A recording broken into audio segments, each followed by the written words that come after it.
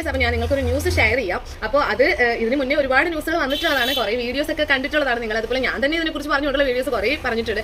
അപ്പോൾ എന്താണെങ്കിലും ആരും പെട്ടെന്ന് നന്നാവൊന്നുമില്ല, എന്നാലും ആരെങ്കിലും 10 ഒരാളെങ്കിലും നന്നാവാൻ തീരുമാനിച്ച നന്നായിക്കോട്ടെ, ഒരു ശുഭപ്രതീക്ഷ അത്രേ ഉള്ളൂ. അപ്പോൾ എന്താണ് ആ വാർത്ത എന്ന് പറഞ്ഞു കഴിഞ്ഞാൽ പാരസെറ്റമോൾ നമുക്ക് പാരയാകുന്നു എന്നുള്ളതാണ്. അപ്പോൾ അത് സത്യം തന്നെയാണ്. കാര്യം ദോഷമായിട്ടുള്ള കാര്യങ്ങൾ ദോഷമാണ് എന്ന് തുറന്ന് പറയുക തന്നെ വേണം അല്ലേ. അപ്പോൾ ചെറിയ കാര്യങ്ങൾക്ക് പോലും പാരസെറ്റമോളിനെ ആശ്രയിക്കുന്നവരാണ് നമ്മൾ മലയാളികൾ. പ്രത്യേകിച്ചും ഡോസ് 650 ഡോളാണ് നമ്മുടെ ഫേവറേറ്റ് അല്ലേ.